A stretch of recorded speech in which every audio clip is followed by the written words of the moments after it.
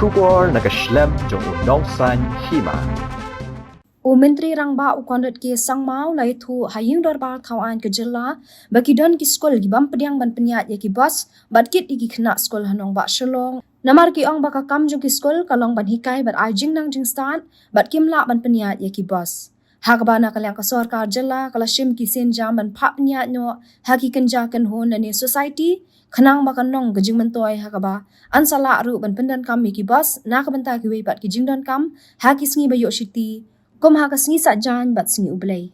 Menteri Rangba ula ay jubab halor ka jingkali jong MLA ka nong thamai constituency uba Charles Pingrop ha ka kenta ka li jingkali hayang darbar menta ka singi ka arpu artarik uleber hajar arpu lai.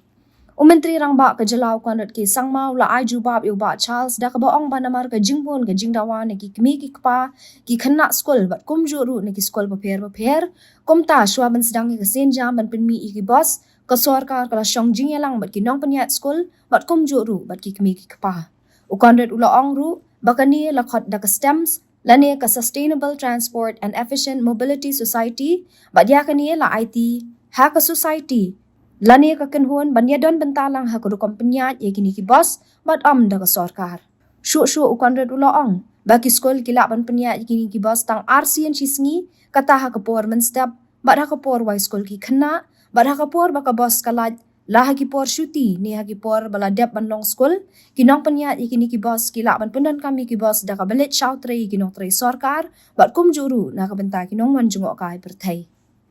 Reply to star question 14A. No, sir. B. Sir, not applicable.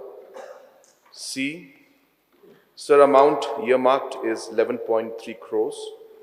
And amount spent is 0.17 crores. D. Sir, funding agency is the state government through Planning, Investment, Promotion and Sustainable Development Department. Funding pattern is fully funded by the state government. And the type of vehicles is 30-seater midi diesel buses. Your supplementary question, please, Charles. Honourable Speakers, in the reply of the Honourable Chief Minister, he says that the government does not intend to make school buses compulsory.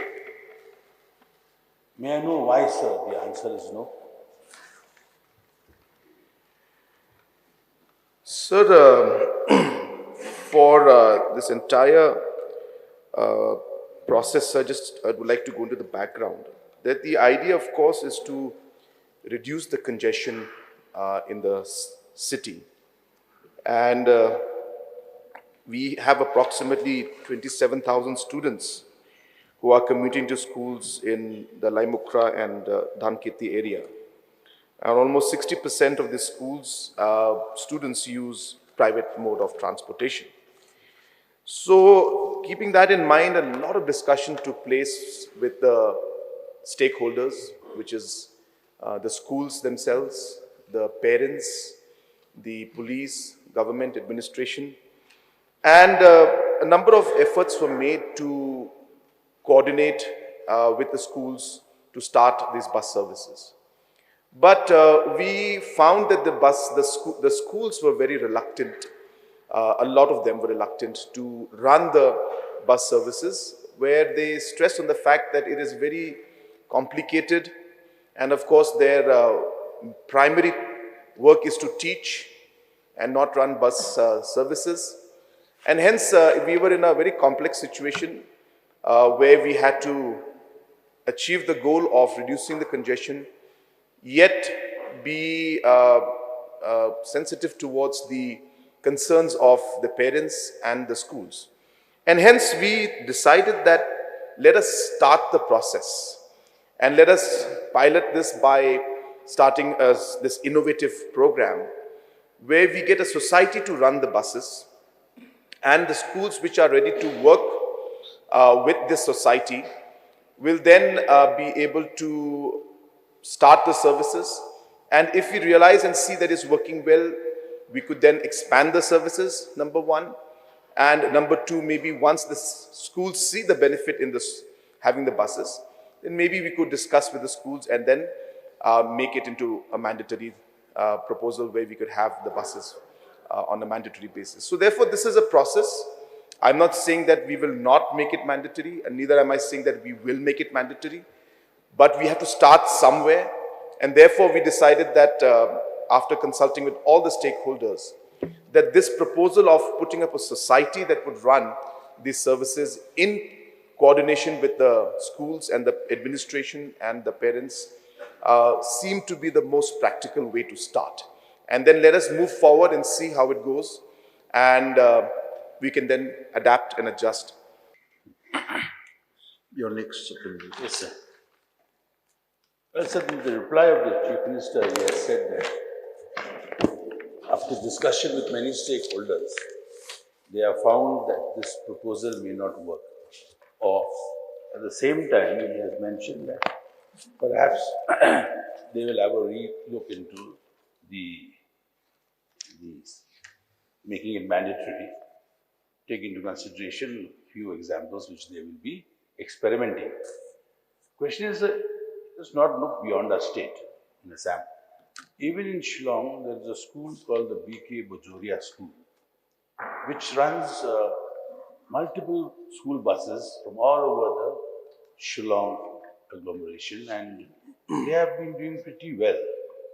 So I would like to suggest to the Honorable Chief Minister, if a case study can be done as to how they are managing, thereby other schools also can be encouraged to do the same, sir. Because requests have come from various quarters to me, and I believe to other MLAs also, especially from children who are from lower economic backgrounds, living in the periphery of the location of where all the schools are located, that is the Limekra, Danketi, and Fire Brigade region. So requests have come from different villages like Molanray, Naura, Umpling, who have to depend on public transport to bring their children to school. So if some schools have buses, then that will be solved, and coming in taxis by the hundreds will ease congestion. My suggestion, sir, is since the Honorable Chief Minister said he will have a look into it, I'll be grateful if the same can be examined once again, sir. Thank you, sir. Sir, the concerns of the Honorable Member is absolutely genuine. And what he is saying is exactly what we are doing, sir. That because we found that there was a lot of demand from the parents, from students and from schools also. As I was saying, sir, we did a vast consultation. Almost 6,000 surveys were conducted. More than 1,000 parents and almost 15 schools 22 institutes were consulted. There were more than 100 meetings that took place before we came out with this model. So it's not that it's just been done like that. We have come out with this proposal after consulting with almost every stakeholder. As I said, so more than 100 meetings took place before this model was finalized with almost every stakeholder. And hence, we felt that this model, so just explain it for the benefit of the House, that this is a model which we call STEM, so it's a Sustainable Transport and Efficient Mobility Society. And the idea, sir, is to be able to provide a society that will then run the system of these buses, where number one objective being that the management of this overall buses, the running of these buses, the maintenance of these buses will not be the headache of the schools, but the society will run these buses. And neither the government also will be directly involved in this. The society will be empowered to do the work. So it will serve the purpose of ensuring that, number one, the children are able to get the services. And as I said, we started with 30 buses. If this model works well, then we will expand it into much larger fleets. The second part, sir, which is very, very important to understand, is that by giving the buses to the schools will run it in the morning once and in the afternoon once. What happens on Saturdays and Sundays? What happens on holidays? And hence we realize that maybe the most efficient way to ensure that the buses are utilized in the most efficient manner may not be by giving it to the schools, because schools also are reluctant to take it. So therefore, if the society is given the responsibility, after the school children are dropped in the school in the morning. The society will then plan and see how that bus could be then used maybe to pick up government employees from a particular location. And then also maybe on a weekend, instead of the bus lying in a particular parking place, it can be used for tourism purpose maybe. And tourists can be then taken to locations. So the whole idea of creating a society is to ensure that we are able to run the system in a proper manner. We are able to utilize the overall buses in a much more productive manner, not just for children's dropping in and picking up, but also for other purposes. The idea being to decongest Shillong city. And last but not the least, so very important in fact, that once the society runs this, there will be very, very strict safety measures. Parents were very much concerned that the children's safety is very important. So sir, each of these buses, for example, has a GPS tracking system. So the parents can actually see where the bus has reached on their mobile phones. We'll be having about 5 CCTV cameras installed in every bus, which means that if any situation, God forbid, then the CCTV recording is there for any kind of safety and security measures that are there. And the people who will be in it will be trained to ensure that the safety and security of the children, most importantly, is kept. So these are all very important factors, and we felt a society running this system would help us achieve all these goals that we had. And as I said, as we move forward, we will see how we would be able to improve the system. And if the schools at a later stage feel that they are ready to run the services themselves, we can definitely explore it. And if we feel that the STEMS model is working fine, then we'll be able to expand the fleet. The point that mentioned by the honorable member regarding the bus services of a particular school, so we can definitely study that model also, and we can ask the team from STEMS to definitely look into it. So I just wanted to give an idea that this model has been developed after a lot of detailed thought process, keeping all these different factors in mind. Yes, please. Basalan. So we have seen the history of Miss Pheasants actually run by the society. Now look at the history of Junun, which was already given to the society to run. Now all the bus is, in the storeroom actually, not even though single buses are running right now. So if we again hand it over to the society, it means like we are diverting the responsibility which was supposed to be given to the schools. So what I feel is that whatever suggestion made by our honorable MLA, I think that should be examined nicely actually. Otherwise, giving to the society again, because the responsibility will change, it will deter. So what I feel is that it will be better if we give it to the instead of society, direct to the school itself. Those whichever schools want to run the buses, I think that will be a perfect, example actually. Now we have seen even in Tura also we are seeing Servo School which is running their own buses. Even in Kacharina School they are running their own buses. So that way if we can look at and examine how they are running, I think that will be the better. Instead of giving it to the society, because society will defer their responsibility. And then they will look at the, benefit, the profit, But we have seen already those who run the, What is the question, please? Question is that instead of giving it to the society, if it can be, give the responsibility to the school itself. Okay. Thank you. Sir, the suggestion and the point mentioned by the honorable member also has its validity in the sense that it would be a good solution if the schools would run it. But as I mentioned in my opening remarks, a large number of schools are not willing to run it. They are saying that our primary job is to teach the students. We are not bus services, so we don't want to run bus service. Who will maintain it? Who will pay for the driver? Who will pay for the fuel? Who will maintain the overall, the buses? So we had all these different challenges and concerns that came out from the schools and even the parents. And hence, we had to start somewhere. So therefore, after doing so much of consultation, as I said, more than 100 meetings and more than, almost close to 6,000 to 7,000 surveys, we felt that we'll start with this model. We're not saying that we are closing the option of giving it to the schools. Absolutely not. We will examine that, sir. But since there was so much of yes, no going on from different areas, we felt that if we continue to be indecisive and not take a decision where to start, then we'll be stuck forever in this mess. And hence, let us take a decision. There is no decision that's always perfect. There will always be plus minus to it. But we found that this particular option was maybe the best possible solution right now to move forward.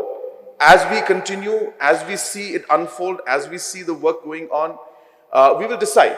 And if we realize that maybe it's not working out in that manner, we will explore the opportunity of also giving it to the schools. And maybe if there are schools who are willing to run, and we will definitely explore that. So we're not closing it. All I'm saying is that we need to start somewhere. And so we thought that this is the best way to start, by taking and carrying everybody along. So, one last Yes. supplementary question, please. Yes, I think we should experiment, then only we'll know. In the process of experimentation, may I now request the Honorable Chief Minister, if you can experiment from my area first, and let us see the benefits of the scheme. And it's only a humble request to the Honorable Chief Minister will agree. Yes, sir. So if I'm not wrong, there are a total of 15 schools that have tied up with us, have signed the MOU, not MOU, but have agreed to avail these services. And I'm pretty sure that some of them are in your constituency also, sir. And in fact, the 15 schools are within the Laimukra Dhanketi area, and I guess adjoining Nongtomai area also.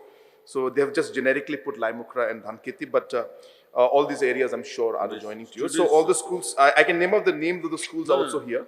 So there are 15 schools, and we're starting off with these, and we will expand it to other parts of the city and to other parts of the state if we find that this particular model is working well. Yeah. Vice Chair, yes, please. I would like to ask the Chief Minister, does the proposed introduction of school buses have anything to do with the stopping of public buses from plying in certain areas, like for example, Maulai? Why I'm asking this question, because it was around this time only when this idea was mooted by the government to introduce these government buses, where these public transportation have been stopped from plying through certain areas, which have really affected the people of my constituency. Sir, this is an entirely different subject. This is regarding school buses. And this being under the planning department, that's the reason I had spoken about this subject and took up this question. The honorable member's concern is about the general bus services, which are transport department, MCC, and other departments that are handling it. So I will not have the specific information, but if this honorable MLA has got concerns, he can write to me, and definitely I will look into the matters. Charles Mangna. Mr. Speaker, sir, may I know from the Honorable Chief Minister, the government of Meghalaya has any intention to give school buses to the school in rural area? Sir, in general, we are giving school buses to many schools in the rural areas also. Just for example, through my Chief Minister's Special Development Fund, we have been giving school buses to different schools. So that is something that's completely not connected to this, directly to this question. Of course, it is about school buses, but this is about a society and why we're running this particular process.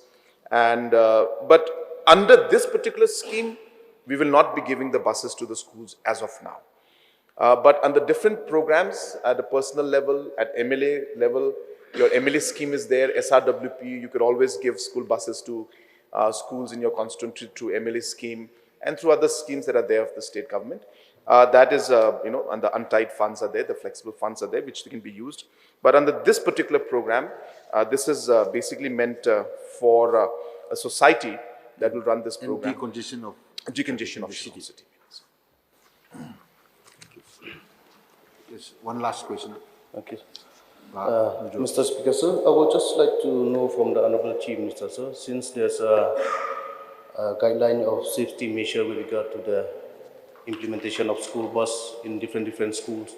So may I know, sir, whether from the department side, whether there's any kind of issuance with regard to the guideline to the different school, especially in rural area, with regard to having a school bus or running a school bus, sir?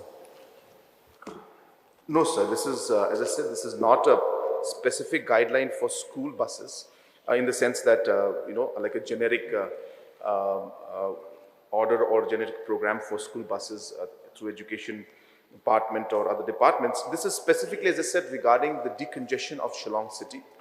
And this is specifically regarding realizing that schools are a major part which lead to the congestion because, as I said, 27,000 students study in and around the Laimukra Dhanketi area.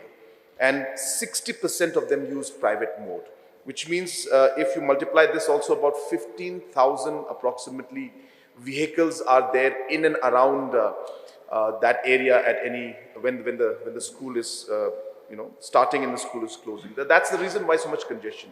So this has started with that purpose. Regarding making anything mandatory or rules for rural schools to have school buses, there is no program as such. But of course, as I said, which the Honorable Member from Mahati has also asked, that through different programs and schemes, if individual schools are asking for buses, wherever possible, wherever funds are available, we try to help them. Sir, one last question, sir, please. Yes, please. So why I'm raising this particular question, sir, because just recently there's two accidents that is happening in my constituency with regard to the school bus. So some of the students got injured, sir.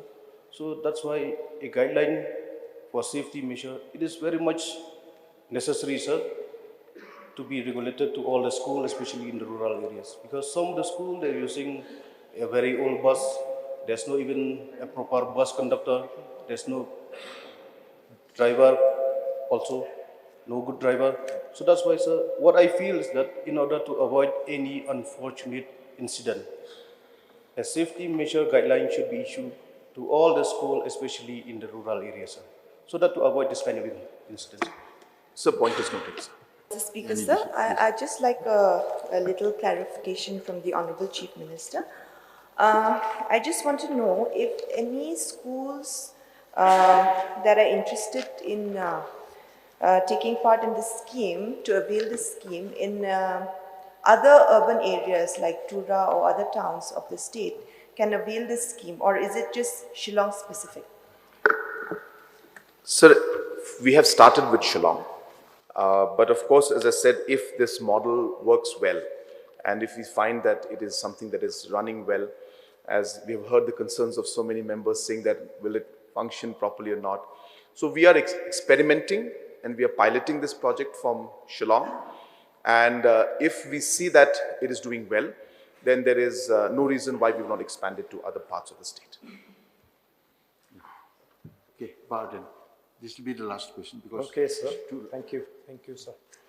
Sir, since the objective of the government is to decongest Shillong, which is why the government is offering school buses to the schools.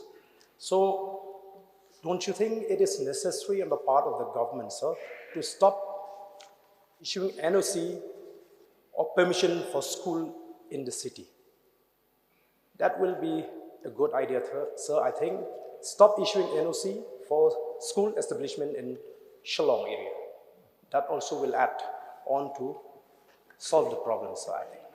That is not related to the principal question. No, it relates, sir, because if this objective deals... deals... wishes to...